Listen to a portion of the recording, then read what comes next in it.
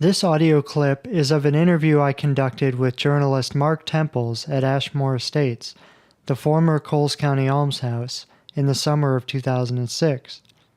Mark, whose ex-wife Jane worked at the facility as a certified nursing assistant, was, alongside co-editor Monte Henson, managing editor of an in-house publication called the Ashmore Review from 1981 to about 1983. The Ashmore Review featured articles about goings-on at the facility alongside pictures of patients and staff. Mark died on June 10, 2007. This is just a local landmark. Anybody that lives in this area would have, as a daily routine, drive by here. The only times I've ever seen it occupied is when Paul Swinford owned it. And I remember when they first started, Barb Clark, who was the director of this place, was also the director at the time of the We Care nursing home facility in Arcola.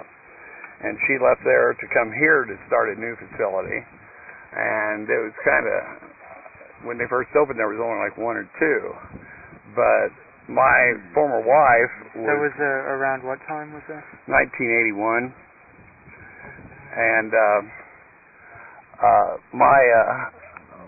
my former wife was a certified nurse's assistant, and she came with Barb here to start this facility.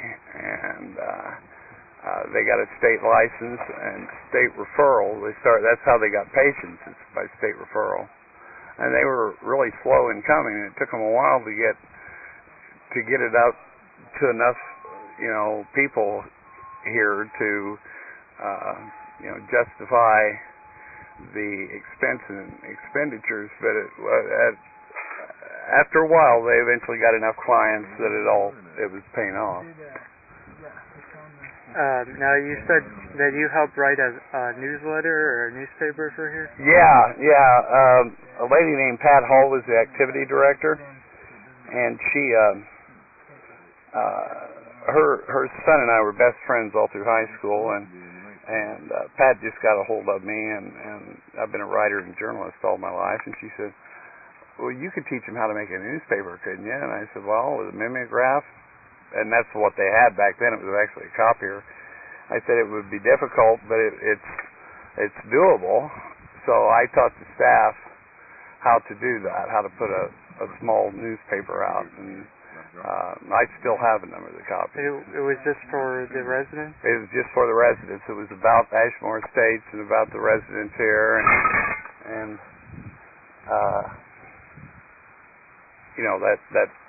that type of thing.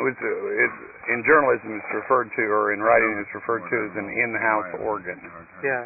And so I helped them put one out, and they enjoyed it. And we had photography. We had pictures in it of different residents and things, and it was very nice. Everybody enjoyed it. Would you mind if I saw some of these? Like if you would? No. As a matter of fact, I have some at home.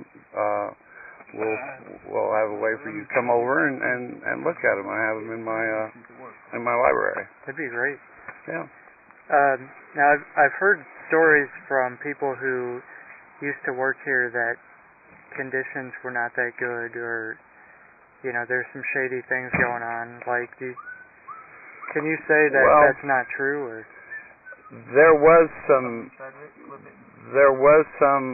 problems between management and the people that I would say would be labor, the CNAs and the assistants. They first of all weren't paid what they thought they should be paid, and the working conditions were pretty deplorable. Some of these patients could get out of hand. They could, they were taken with fits of rage. And I knew of one personally who got beaten up pretty badly by a patient. And one of the things they wanted was guarantees that these types of things wouldn't happen, that there would be better security, or these people would be medicated better, or something like that. But at the time that my former wife quit working here, those issues still had not been resolved. Oh, okay. So, but she wasn't here when it finally closed? No. But I know a number of people who were, and as I understand it, the circumstances surrounding its closing was just simply that they decided that there wasn't enough patients coming into the system, and there was major repairs needed for the structure itself. Yeah. So that's what I read in an article. An old article was that it was closed down because of violations of like they didn't have enough fire extinguishers, and they didn't have there was construction things hadn't been cleaned up. That's right. The health code things and electrical code. Yeah, they were fighting with just about every standards and practices that there were, and they couldn't comply with all this stuff. And really, that was the money that it would have taken to bring them up to code on all this stuff just wasn't there. There wasn't enough clients, so they were forced to close. Do you remember anything in particular while you visited here, like any kind of, I don't know, any memorable instances or anything? No, I met a couple of the residents. There was a girl that sticks in my mind who was originally from Cajun. Her name was Susan Coleman, and she had fallen out of a van and had severe head injuries, and that's what brought her here. And she was very nice and quite harmless. And then there was a little guy named Kenny Shepard that I met that was very reticent and very nice. And by and large, the ones that they, brought me down to see were the harmless ones. I never got around to the ones that were volatile, and there were a few of those. So these are just people who couldn't live on their own. Yeah. Basically. Yeah. And they were just on this edge of not being able to live on their own. It wouldn't have taken a lot of training, I don't think, to make them self-sufficient. But at that time, I don't think there was any real standards about that. So they, as far as I know, everyone from here went to Heritage House. Yeah. What do you, like when you saw the building when you came by, before it started being cleaned up, how did you feel about that? Being that you knew it when it was operable. Yeah, it was a sad thing, because it is, I've always believed it's a beautiful building, the architecture, and that big old maple tree there, when it turns in the fall, it's unbelievable. It takes when you drive by on the highway, you notice that it catches your eye. It's so beautiful. It's yellow.